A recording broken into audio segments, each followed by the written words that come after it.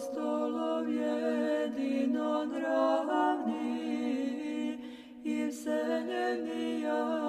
učiteljice,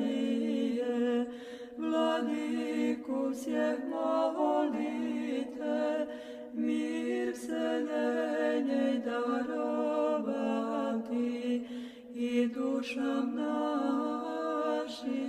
велию